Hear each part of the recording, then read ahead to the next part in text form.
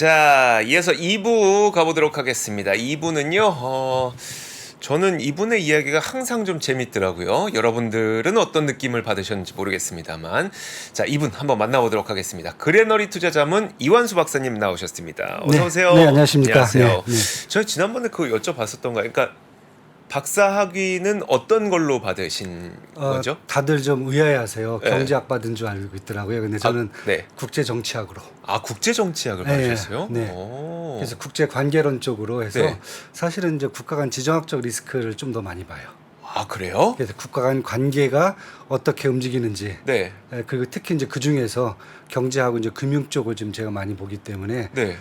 이제 중국이라든지 미국, 뭐 한국 이렇게 좀 비교해서 오. 금융 시스템을 좀 많이 보는 상황입니다. 그러면 그런 방송을 좀 해주시면 더 좋을 것 같은데 요즘. 네, 그래서 오늘도 앞에서는 이제 반도체 종목을 말씀을 하셨잖아요. 네네. 그래서 오늘은 제가 이제 그 반도체 산업 중에서 네. 미국 반도체 산업하고 이제 중국 반도체 산업을 좀 비교해서 지정학적 리스크가 들어가 있는 디리스킹을 갖고 어떻게 좀 해석을 해야 되는지 그 부분을 좀 오늘 말씀을 좀 드릴게요. 미국의 반도체와 중국의 네. 반도체를 비교해본다. 네. 혹시요. 네. 저 안 그래도 지난주에 그 뉴스 보고 좀 깜짝 놀랐는데 화웨이에서 네네. 새로운 모델 내놨잖아요. 네, 맞습니다. 근데 무슨 반도체를 썼는지는 모르겠으나 네, 네. 굉장히 성능 좋은 그 핸드폰을 네, 내놨다고 해서 좀 이렇게 막 우리 전 세계가 좀 놀라고 있는 상태인데 네. 좀 어떻게 보세요 이거? 일단 설명을 한번 드릴게요. 아, 왜냐면은 뒤에 나오나요? 네, 뒤에 네. 내용이 그 얘기도 나옵니다. 아, 그래요? 네. 그래서 화웨이를 우리가 우습게 보면 안 돼요. 사실은. 어... 자체로 만드는 반도체입니다. 네네. 어, 자체적으로 만드는 네. 반도체가 성능이 그만큼 된다고요? 네. 화웨이는 이제 팹리스 쪽에서 네. 통신이라든지 아니면 이제 시스템 반도체 쪽에서는 설계부터 시작해서 제조까지 수십 개월하에서 이미 다 시스템을 만들어 버렸어요. 근데 EUV가 뭐 없고 DUV 쓰고 하는데도 그게 된다고요? 이제 시스템 반도체 같은 경우에는 네. 사실 뭐 EUV까지 쓸 필요는 없어요. 아, 그래요? 예, 거기는 이제 한 28나노 정도 낮은 단계이기 때문에 네. 그러니까 EUV 정도 쓰려면은 최소한 이제 뭐 한 3나노, 5나노, 네네. 그쵸, 뭐 그쵸. 7나노 정도는 네네. 돼야 되는 거고 네. 아직 거기까지는 지금 중국이 못 올라와 있어요.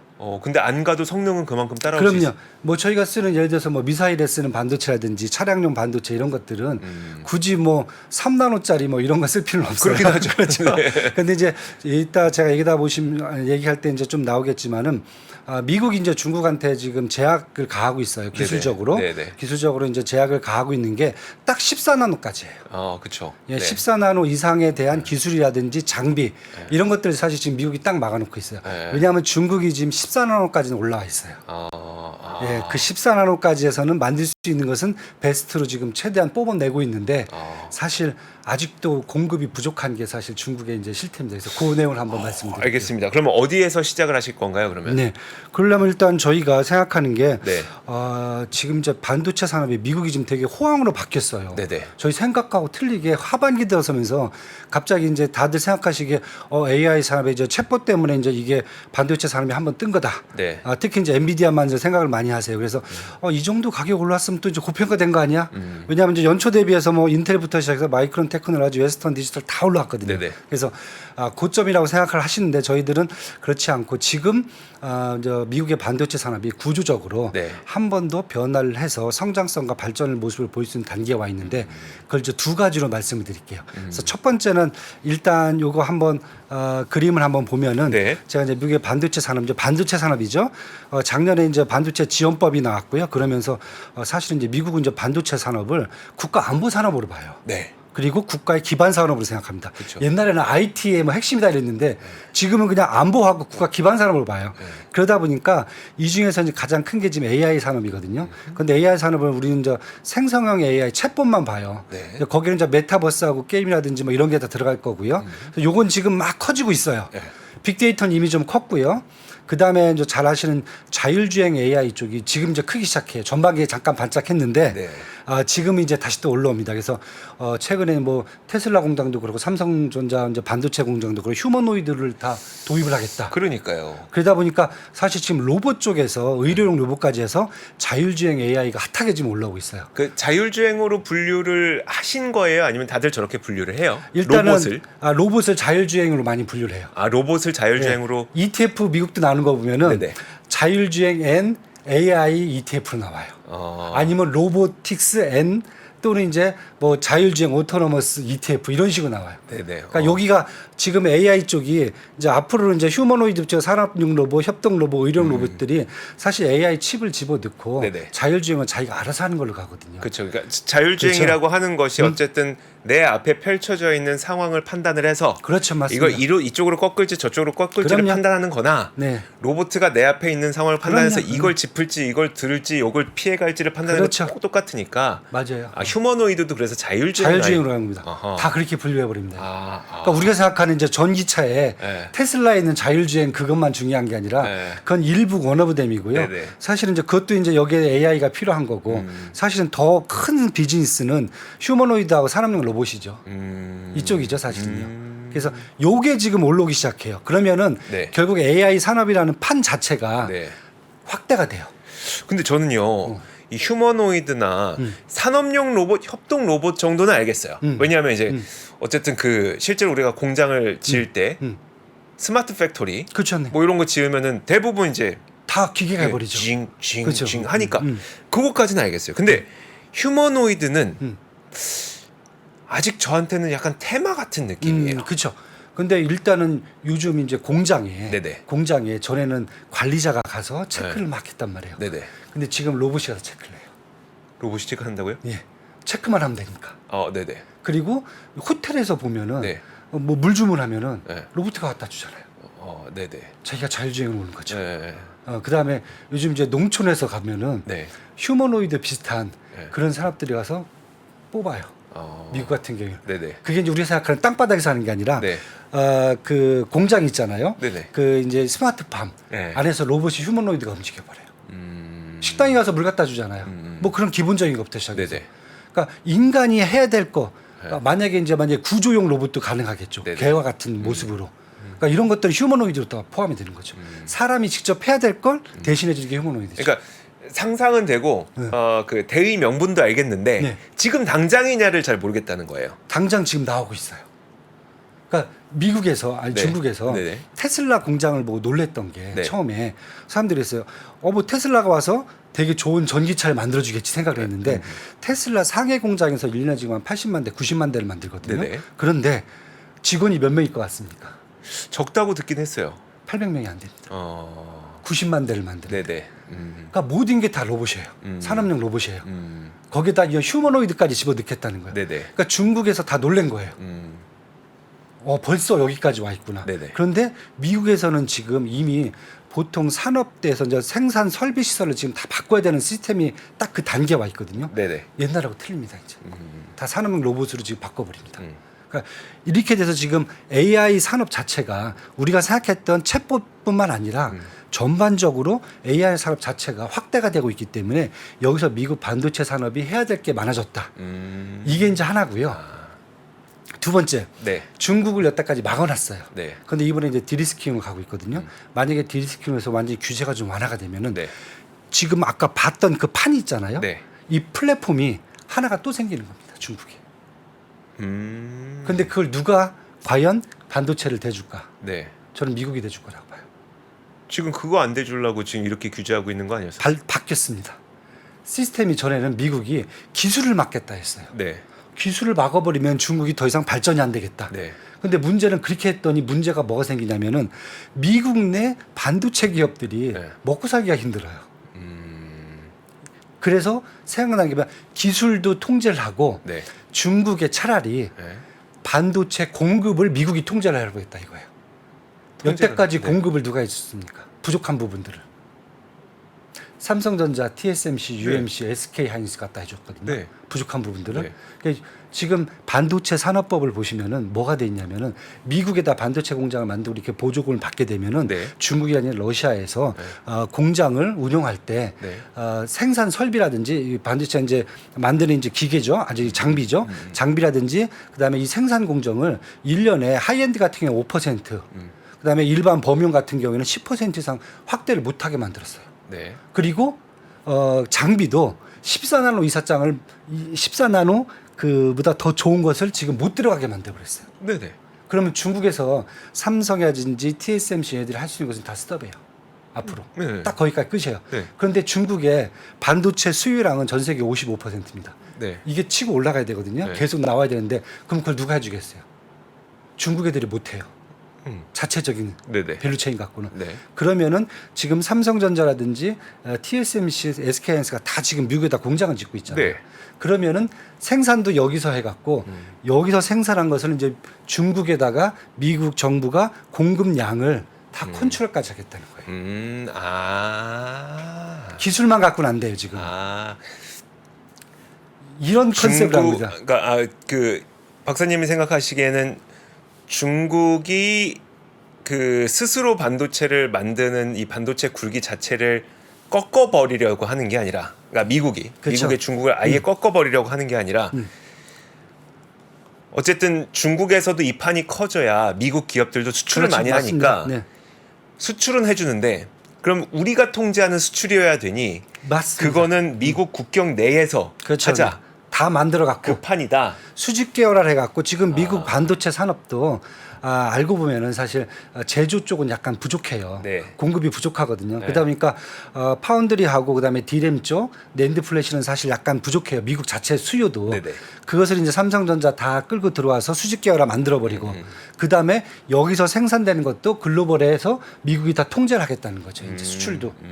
이렇게 해버리면은 굳이 기술만 맡겠다고 중국하고 싸울 필요가 없어요. 그러면 중국 기업들이 아무리 열심히 해도 미국은 기술로 계속 앞서가면서 더 좋은 제품들을 중국이 계속 주면 결국 종속이 돼버리는 거죠. 지금 그 시스템이에요. 그래서 저희들이 처음에는 기술만 갖고 이렇게 하려나? 네네. 근데 아니에요. 이게 지금 바뀐 게 중국이 한테 디리스킹으로 가는 지금 구조적으로 이게 바뀌는 상황이 있기 때문에 그래서 저희들이 봤을 때는 미국 반도체 산업 자체가 네. AI 산업의 백업을 받고 있지만은 네네. 추가적으로 앞으로 이 판 하나 자체가 중국이라는 곳에 새로 나올 수가 있다는 거죠. 중국도 지금 로봇 필요하잖아요. 자율주행 네네. 다 그렇죠. 필요하고 네. 빅데이터 필요하고 생성형 AI 다 필요하고 네. 지금 하다가 말았거든요. 네. 미국이 해줘야 돼요. 한번 볼까요 그러면요? 네, 그렇죠. 네. 가장 먼저 사람들이 이제 많이 생각하시는 게 이제 차이나 디리스킹이에요. 디리스킹 연역을 제가 쭉 나왔는데 오해하시지 말아야 될 게 뭐냐면은 미국이 먼저 손을 내밀었다고 하시면 안 돼요. 처음에 딱 보면은 4월 달에 프랑스 마크롱 대통령하고 EU의 AN 집행위원장이 중국 방문했어요. 네네. 이때 막 다 욕을 했어요. 미국은 막 중국하고 지금 디커플링을 하고 있는데 맞아요. 이게 무슨 짓이냐. 맞아요. 여기에 가서 우방국 지금 아니냐 막 이러면서. 레이엔 그 집행위원장이 차이나 디리스킹을 언급을 했어요. 유럽하고 중국은 상호 의존적이기 때문에 네. 이렇게 가면 안 된다. 그러니까 디리스킹을 해야 된다. 그 이후에 이제 뭐 브라질 룰라 대통령하고 독일 외무장관 가서 좀 안 좋은 얘기도 하고 오고 그다음에 5월 8일에 이제 친강 외교부 장관이 한 바퀴 다 돌았어요. 네. 유럽을. 이렇게 되고 호주 통상장관이 이제 중국 방문하고요. 마지막에 5월 19일이에요. 이때 G7 정상회담에서 히로시마에서 열렸거든요. 네. 여기에서 차이나 디리스킹을 논의를 했어요. 주요국이. 그래서 거기에서 합의가 나와버린 겁니다. 네네. 그리고 5월달 중순에 이제 미국 백악관 내에서도 이미 다 이 얘기가 된 겁니다. 그래서 합의가 됐어요. 미국 내에서도 네. 차이나를 디리스킹으로 가야 된다. 그러다 보니까 6월 18일 날 토니 블링컨 국무장관이 가서 맛배기로 한번 가봤죠. 그 다음에 뉴질랜드 총리 같은 경우에는 비행기 2대가 갔어요. 무역 대표단 50명 이끌고 그 정도예요 지금. 그 다음에 중국 정부가 이스라엘 네tanyahu 총리한테 중국 방문을 초청을 해버렸어요. 네네. 네tanyahu 대통령이 아직 미국도 안 갔어요. 그래요? 네. 더 황당한 거죠 지금. 어허, 이러다 보니까 말이죠. 지금 막 난리가 나버린 거죠 미국에서. 네. 결국 이란에 그 묶여있던 동결된 자금이 미국이 왜 풀어줬겠습니까? 네. 저게 회유책이에요 지금. 네, 여기다 자넷 옐렌 미 재무장관이 북경 방문 7월달에 했고요. 그 뒤에면서 존 케리 기후변화 특사 북경 방문했다가 이분은 왜 가셨을까 다들 그래요. 근데 사실 나중에 디리스킹 요 내용에 보면은 네. 환경 오염 신재생 에너지 부분이 있잖아요. 그렇죠. 이게 사실은 중국이 앞서 있어요 미국보다는. 신재생 태양광이라든지 에너지. 이런 부분들이 밸류체인의 거의 90%를 얘네가 그렇죠. 갖고 있으니까요. 거기다가 이제 풍력까지. 네네. 그러다 보니까 이제 존 케리 같은 이제 미국 특사별 가서 거기 가서 중국도 사실 미국도 중국에 그게 네. 사실 필요해요. 유럽도 필요하지만은 그래서 그분도 갔고 지난주에 이제 지나 러먼도 죄송합니다. 9월 7일이 아니죠. 그 이전이죠. 네네. 이제 8월 27일입니다. 제가 좀 잘못 나왔네요. 네. 여러분들 상무장관이 가서 북경 방문하면서 가장 얘기가 많았던 게 여기서 이제 양국 간의 무역 갈등을 완화할 수 있는 TF팀을 결성을 해요. 양국 간에 네네. 차관급. 네. 그러면서 반도체 문제를 다 언급을 해버려요. 여기까지 나온 겁니다. 네네. 그러니까 이 과정 자체를 딱 보면은 뭐냐면은 미국이 분명히 정책적으로 지금 바꾸는구나. 작년까지만 해도 반도체 지원법이라든지 아니면은 기술 동맹 대만하고 한국까지 다 끌어들였잖아요. 네네. 여기에서는 기술을 하고 장비 쪽을 딱 틀어 막는 걸로 갔는데 이러다 보니까 너무 이제 이 반발이 심한 거예요. 네네. 그러면은 차라리 제조 공급도 미국서 다 만들어 갖고 우리 쓰고 남는 걸 이제 중국한테 줘 갖고 중국의 공급도 우리가 타이트하게 조절하겠다. 이것까지 가는 거죠. 이런 분야 쪽으로 가서 얘기한 거 보면 많이 나옵니다. 지금. 가서 충분히 얘기를 해요. 야, 이건 안보 문제이기 때문에 반도체 너희들 이해를 해라. 네네. 그러면서 공급을 우리가 어디까지 해결해 줄 수 있는지 그 얘기가 자꾸 나와요. 그래서 지금 얘기 나오는 게 만약에 그게 무슨 말이에요? 그러니까 공급을 어디까지 해줄 수 있는지가 논의됐다는 게 보도로 나왔어요? 그 내용까지가 지금 기대감이에요. 시장에서는 14나노잖아요. 네. 장비, 반도체 다 14나노까지만 지금 주고 있거든요. 네. 그럼 이걸 한번 7나노까지 풀어줄 수 있느냐? 왜냐하면 이미 이제 7나노는 네네. 지금 뭐 5나노 정도는 지금 TSMC하고 삼성전자가 이미 뭐 삼성전자 2021년부터 이제 네네. 5나노 가 있잖아요. 이미 네네. 가 있잖아요. 가 있고 지금 2025년은 3나노로 지금 간다고 얘기를 하고 있어요. 네. 물론 이제 TSMC는 2024년 내년에 이제 3나노 얘기를 하고 있거든요. 네. 그다음에 인텔도 지금 파운드리 공장 짓고 있어요. 지금 미국에서 오하이오에. 네. 그럼 짓고 있는데 2025년까지 여기가 3나노를 진다고 그래요. 그래서 이번에 이제 타워 세미컨덕터 이스라엘 네네. 그 회사를 인수하려고 그랬어요. 왜냐하면 네. 기술적으로 필요하니까. 근데 그걸 중국이 막아버렸잖아요. 인수합병에서. 네네. 그러고 보니까 또 이제 중국이 막았어요? 중국이 막았어요. 마지막에 그 각국이 네네. 이제 그 독점법 이런 것 때문에 네. 마지막 확인서를 써줘야 되잖아요. 안 써줬어요. 그래서 결국 인텔이 네. 타워 그 세미컨덕터 인수에 실패를 해버렸어요. 그다음에 마이크론 같은 경우도 네. 사실 전체 매출액에 디램 매출액에 자기들 매출액에 반을 사실 중국에 집어넣어요. 그걸 지난번에 사실 중국이 또 막아버린 거잖아요. 그러다 보니까 중국에서 요청한 거야. 아, 다 좋은데 그러면 네. 우리도 할 수 있다 조금씩. 7나노를 달라 이거죠. 7나노 제품을 기술을 안 주더라도 제품을 해도 달라. 지금 이겁니다. 그래서 그게 지금 그러니까 박사님이 말씀하신 게 되게 그 듣기로는 아 그럴 수 있겠다, 그럴 수 있겠다, 그럴 수 있겠다가 들면서도 이게 그 공개된 내용인지가 좀 헷갈리거든요. 들으면서도 이게 네. 공개된 내용인지 아니면 상황이 돌아가는 걸 보니 박사님께서 아 이 정도의 추정이 된다는 내용인 건지. 일단 시장에서 그런 얘기가 나왔어요. 시장에서 추정치가. 네네. 왜 갔을 때 그래도 중국의 기대치가 있는 거고 네네. 당연히 그다음에 이제 이쪽 이제 미국에서 네. 자기들이 갔을 때는 카드를 들고 가야 되잖아요. 네. 가서 또 싸우러 거면 갈 필요가 없는 그렇죠, 거잖아요. 그렇죠. 네. 뭔가 그러면은 미국에서 얻어야 될 게 있기 때문에 갔는데 네. 이제 그 내용들을 보면은 지금 이제 전반적으로 시장에서 나온 게 뭐냐면 크게 세 가지를 얘기를 해요. 네. 그러니까 이번에 디리스킹을 통해서 이제 미국이 뭘 얻을 건지 네네. 이거에 대해서 학계뿐만 아니라 시장에서 얘기한 게 첫 번째가 이제 중국과의 무역 거래를 지속해서 이제 미국 재계 의견을 수렴하는 계기가 됐다. 네. 가장 큰 게 엔비디아부터 시작해서 AMD라든지 이론 머스크가 이제 가서 얘기한 부분들 네. 이런 것들이 일단은 반영을 해주기 위해서 갔다. 첫 번째가 두 번째가 미국 제재에 동참하면서 중국과 여태까지 무역거래에서 불이익을 보고 있던 네. 주요 동맹국들이죠. EU의 불만을 잠재울 수 있는 계기를 마련해줬다. 우리 같은 국. 네, 맞아요. 그러니까 EU 같은 경우에는 반도체가 아니더라도 네네. 얘들은 자동차도 팔아야 되고 이게 급하거든요. 아 그렇죠. 그다음에 수입도 좀 에너지 신재생 에너지 쪽 수입을 해야 되고 이걸 풀어준 거죠. 세 번째는 이제 그동안 친환경 산업에서 중국에 뒤처진다는 미국의 그 딜레마가 있었거든요. 네네. 그 부분을 협의할 수 있는 계기가 됐다. 아. 이렇게 세 가지를 지금 업계하고 시장에서 지금 얘기를 하고 있어요. 아. 그러면서 지금 나온 게 그런 반도체에서 네네. 미국이 원하는 것과 중국이 원하는 게 뭐냐. 네. 미국은 국가 안보 산업으로 가야 되는 거고 그쵸. 그다음에 기간 산업이기 때문에 이것은 자기들이 이제 기술과 수요 공급을 다 통제를 하겠다. 네네. 이걸 얘기를 해주러 간 거고 중국 입장에서는 아이 다 알겠는데 그러면은 좀 뭐래도 달라. 네네. 일단 막아놓은 게 중국 입장에서 가장 시급한 것은 14나노거든요. 이것만 물꼬를 터달라. 네. 그러면은 자기들이 장비를 갖고 가든 네. 아니면 뭘 하든 만들든 네. 아니면 물품을 제품을 주든 네. 달라는 거죠. 엔비디아는 지금 하이엔드 건 안 주고 있거든요. 네, 그렇죠, 그렇죠. 그게 필요한데. 그러니까 하이엔드 A100이나 H100도 지금 그 아예 금지가 된 건 아니잖아요 지금. 그렇죠. 예, 맞습니다. 네, 금지할 거라고 지금 선언해 놓은 상태. 선언한 상태죠. 그리고 네. 그래서 수출을 많이 못 하고 있죠. 네네. 일단 허가를 받아야 되니까. 네네. 그래서 한번 제가 차트 한번 표 하나 지금 더 올려놨는데 이게 이제 글로벌 반도체 산업 매출 현황을 딱 보시면은 네. 이제 산업 매출이에요. 미국이 거의 49%예요. 그 다음에 중국은 매출 비중이 한 6.1%밖에 안 되는데 전 세계 소비량이 55%예요.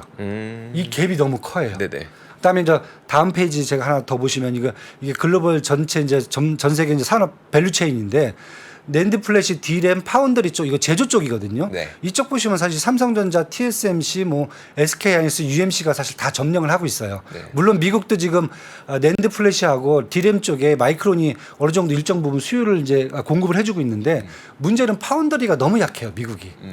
그래서 사실 삼성전자하고 이쪽 SK하이닉스, TSMC를 이제 끌고 들어오고 싶은 거고 네네. 밑에 팹리스라든지 CPU, GPU 그다음에 디바이스를 보면 다 미국이 점령을 하고 있어요. 그러니까 기술하고 네. 장비, 소재 이런 건 다 미국이 점령하고 있는데 파운드리만 있으면 된다. 그렇죠. 이제 파운드리 하나 남았다. 파운드리 하나 남은 거예요. 근데 여기서 보시면 낸드 플래시하고 D램 쪽 있잖아요. 마이크론이 지금 생산을 하고 있는데 네네. 저 중에 반은 중국에다 수출을 하고 있어요. 다시 말씀해 주세요. 낸드 플래시하고 D램에 예. 마이크론이 이제 한 12%, 23%를 그쵸. 하고 있는데 네네. 저 부분을 네. 사실 반을 미국이 저 중국에다 수출하고 있어요. 그다음에 D램하고 파운드리에 보시면은 삼성전자, SK하이닉스가 전체 물량에 사실은 D램하고 낸드 플래시의 한 반 정도는 중국에다 수출하고 있다고 보시면 될 것 네네. 같고요. 그다음에 파운드리 쪽은 TSMC가 중국에다가 거의 60%를 판매를 하고 있다고 보시면 돼요. 그러니까 이렇게 딱 미국 입장에서 보면은 기술하고 이런 건 다 우리가 갖고 있는데 네. 제조 생산은 지금 다 한국하고 TSMC라든지 이런 쪽에서 중국의 공장을 설립해서 다 도와주고 있는 꼴이 되는 거예요. 네네. 한번 다음 또 한번 제가 차트를 한번 더 볼까요? 네. 차트를 한번 보면은 이게 중국 반도체 산업 수급 현황이에요. 사실 자금률이 네. 17%밖에 안 돼요. 중국이. 반도체가요? 네, 반도체가요.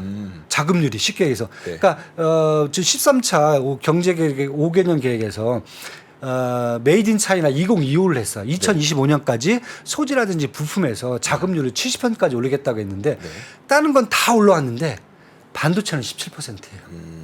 그럼 나머지를 이걸 다 어디서 지금 이걸 메꿔내야 돼요? 다음 한번 표를 볼까요? 네. 이게 지금 중국의 반도체 밸류 체인이에요.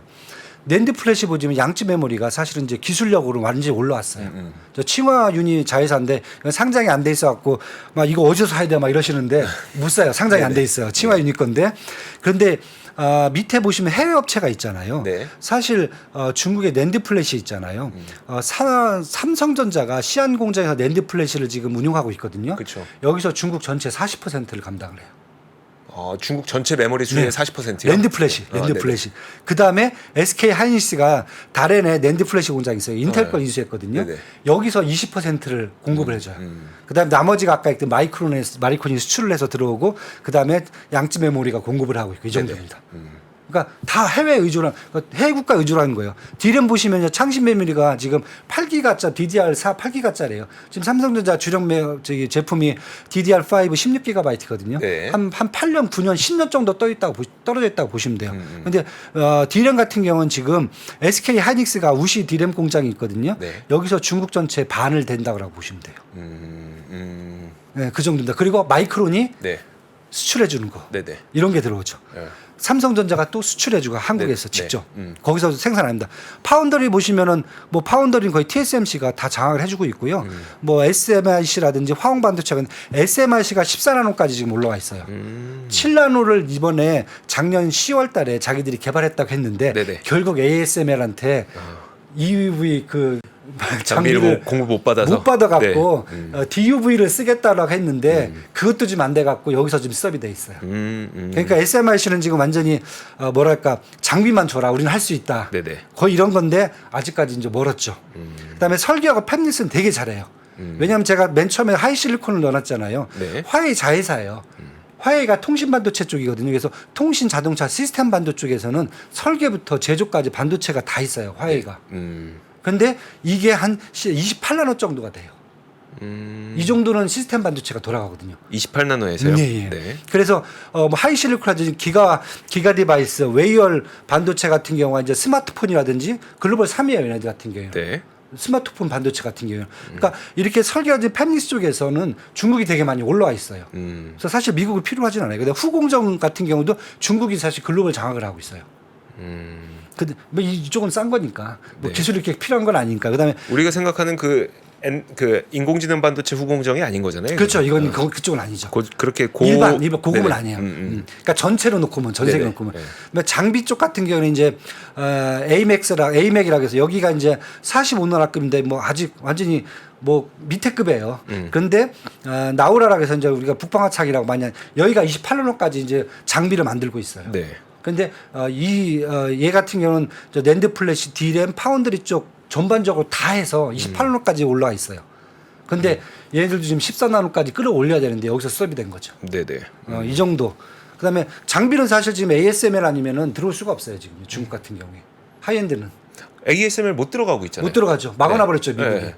ASML은 팔고 싶은데 DUV도 못 들어가고 있죠. DVD는 들어갈 수 있는데 그걸 갖다 하려고 그랬는데 네. 기술적으로 네네.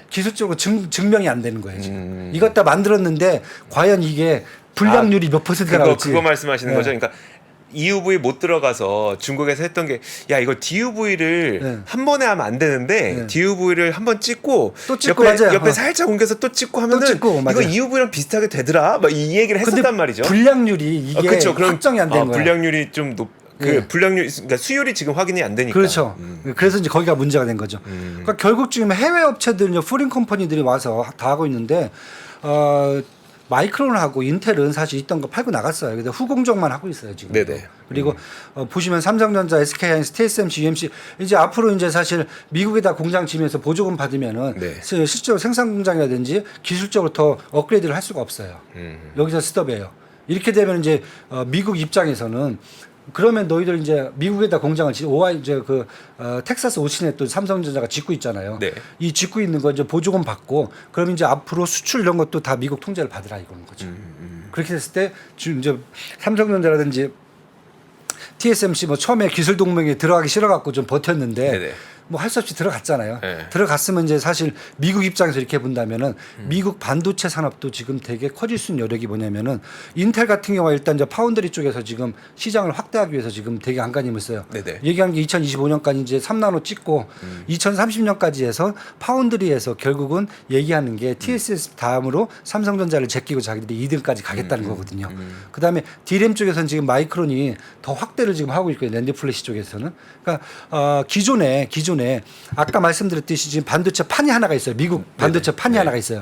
AI 산업이 때문에. 근데 똑같은 게 지금 중국에서 나와야 되거든요. 그래야 중국이 이제 앞으로 발전할 수 있는 기반을 마련할 수가 있는데 이제 그것을 대줄 수 있는 게 과거에는 이제 중국이 삼성전자라든지 뭐 TSMC 이런 쪽에 의존을 좀 했었는데 이것까지 지금 미국이 들고 가서 결국은 미국 반도체 산업이 제가 봤을 때는 아주 엄청 커다라질 수 있는 구조적으로 성장을 더 갭 상승까지 갈 수 있는 것을 아마 이번에 미국 정부가 디리스킹을 통해서 마련해 주지 않겠느냐. 이렇게 보면 그냥 눈에 딱 봐도 모든 종목이 다 갈 것 같아요.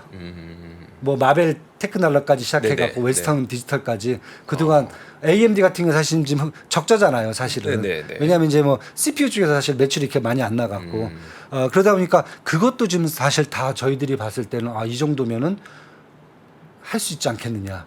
그래서 일단 AI 산업 자체가 끌고 가면서 미국 반도체 산업이 지금보다 한 단계 업그레이드 될 수가 있겠지만은 네. 그 다음 단계는 아마 디리스킹이 또 아마 이 중국 쪽을 아마 미국이 이제 반도체 산업을 점령하면서 전반적으로 기술뿐만 아니라 이제 공급까지 다 점령을 하면서 하나의 더 판이 나오지 않겠느냐.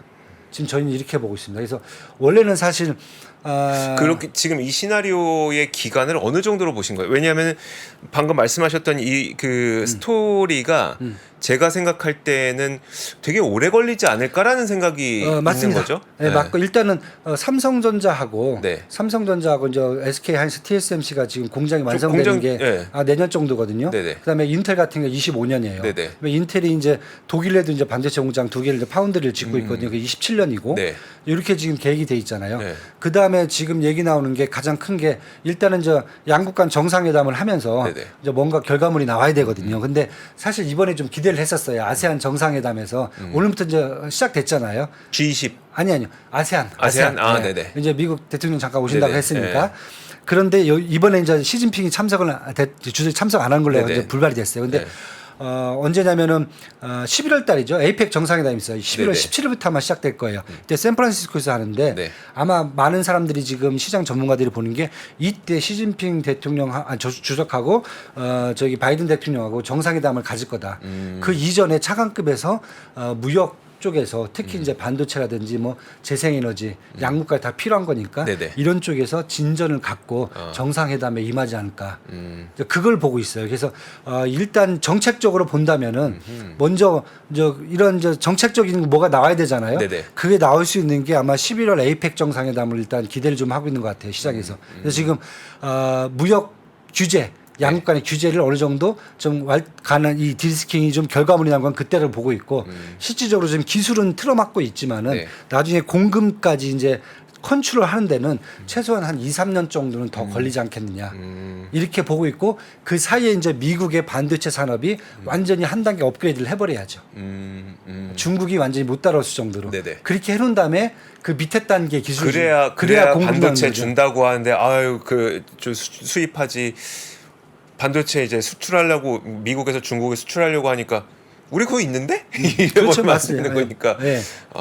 그렇죠 그렇죠 예, 그래서 미국의 이제 반도체 산업밸류 체인이 이제 네. 글로벌을 사실 앞으로 이제 생산 여기까지 저희들이 봤을 때는 다 이제 또 장악을 할 것 같아요. 그게 이제 반도체 지원법부터 다 뭐 기술 동맹 이런 것들을 지금 엮어놓은 상태고, 네네. 그게 이제 미국뿐만 아니라 이제 G2에 이제 중국까지 옮겨가는 게 저희들 봤을 때는 이제 시간 문제가 아니겠느냐. 예, 그런 근데 생각이 언제가 들어요. 될지는 아직 모르는 예, 거니까. 예. 그런데 지금 이 정도로 네. 지금 미국의 AI 산업 자체를 네네. 갖고 반도체를 끌어올렸다라고 보면은 말이 지금 틀린 제가 봤을 때는 충분히 가능성이 있어지는 얘기가 될 것 같고 시장 전문가들도 특히 이제 미국에서도 이제 그쪽 분야들을 네네. 좀 많이 보고 있는 것 같아요. 알겠습니다. 제가 처음에 질문드렸던 그거 있잖아요. 화웨이는 어떻게? 화웨이는 어떻게 우리가 수출하는 그 고성능 반도체가 아닌데 네네.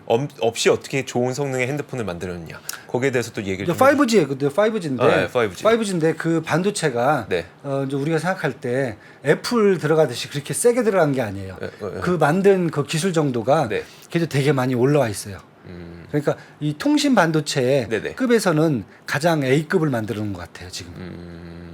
그렇게 보시면 되거든요. 이번에 이제 뭐 우리가 얘기하는 게 엔비디아의 삼성전자가 이제 최고급 네네. 이제 사항을 이제 집어넣을 거라고 이제 네. 얘기가 됐는데 사실 애플 같은데 들어가면 삼성전자가 이제 반도체 다 넣어주지만은 거기가 지금 가장 좋은 뭐 3나노, 5나노급은 아니거든요. 안 넣죠. 예, 네. 그 정도는 아니거든요. 그래서 화웨이 같은 경우 이미 통신 쪽 전 세계 지금 통신 네트워크 화웨이하고 GT하고 합쳐갖고 네네. 전 세계 통신 장비 그 쪽에서 거의 한 지금 60%를 전 세계를 장악을 하고 있거든요. 예, 그리고 뭐 아까 말씀드린 이 하이실리콘이 이미 그 전반적인 설계부터 이 제조까지 그러니까 보통 팹리스 하는 회사들은 네. 팹리스만 갖고 하는 회사는 별로 없어요. 우리가 잘 아는 뭐 ARM이라든지 네. 만이라든지 이런 회사 빼고는 나머지 회사들은 팹리스를 하면서 네. 사실은 다 제조까지 하거든요. 똑같이. 근데 장비만 네. 아까 말씀드렸듯이 제가 중국 같은 경우에도 나우라 같은 데가 장비가 괜찮아요. 네네. 그래서 주가 보시면 요즘 나우라는 계속 지금 올라가고 있거든요. 이제 북방화창이거든요. 그래서 네네. 장비 쪽에서 이쪽에서도 공급받은 걸로 저희가 알고 있어요. 그래서 뭐 완전히 무시하기는 조금 그래요. 중국이 일단 하려는 것은 다 해요. 근데 아직까지는 돈을 쏟아부은 만큼 올라온 것도 아니고 미국을 위협할 정도로 수준도 안 되고 딱 그런 상태라고 보시면 돼요. 그런데 이제 국제 관계를 학위를 받으신 이제 이완수 박사님의 보기에는 지금 미국이 짜놓은 판은 중국에서 태어날 이 인공지능 판까지 먹고 싶은데 그렇죠. 네. 먹기 위한 방법으로 수출을 통제하는 방법을 사용하려면 그 공장이 미국에 있어야 되기 때문에 그쵸, 그 그쵸. 과정을 지금 겪고 있는 거다라는 그게 제가 봤을 때 핵심이다. 기술 동맹하고 아. 반도체 지원법에서 네. 가장 신의 한 수인 것 같아요. 아하. 다 갖고 와라. 여기서 만들어라. 아하. 내가 보는 앞에서 만들어라. 예. 그거죠. 기술도 우리가 줬고 예. 소재 장비도 다 우리가 주는데 네네. 왜 딴 데 가서 만드냐. 딱 그거죠. 알겠습니다. 그것만 사실 잡아놓으면 굳이 중국하고 싸울 필요가 없어요. 각을 세울 필요 없다. 그렇죠. 각을 세울 필요가 없죠. 미국 입장에서는 뭐 이것저것 할 필요 없잖아요. 알겠습니다. 네, 그거 한 방이면 끝나는데. 알겠습니다. 그래서 네. AMD라든지 저희는 이제 아마 미국의 전반적인 네네. 반도체 회사들은 네. 엔비디아가 이제 가장 크게 이제 AI를 갖고 지금 치고 올라왔지만은 네. 그 미국에 있는 산업 밸류체인에 있는 반도체들은 저는 다 봐도 괜찮을 것 같아요. 알겠습니다. 예, 그렇게 보고 있습니다. 알겠습니다. 자, 그래너리 투자자문 이완수 대표와 함께, 이완수 박사님과 함께 이야기 나눠봤습니다. 자, 오늘도 감사합니다. 즐거운 시간이었습니다. 네, 고맙습니다. 감사합니다. 네. 외환위기 오는 거 아니에요? 금융위기 오는 거 아니에요? 이런 질문들을 좀 굉장히 많이 받았었습니다. 탐욕이 되게 강했을 때 위험자산으로서의 극단적인 쏠림이 나타나고 공포감이 극에 달했을 때 안전자산으로서의 극단적인 쏠림이 나타나거든요. 과거의 일이 미래에 똑같이 일어난다 이건 아니지만 그때 당시에 위기 상황에서는 어떤 공통점들이 있었는지를 보면서 우리가 대비를 하는 방법도 고민해 볼 수 있고요. 과거를 제대로 이해하는 순간 위기의 실체가 드러납니다. 오건영의 현실 경제 이야기를 서점에서 만나보세요.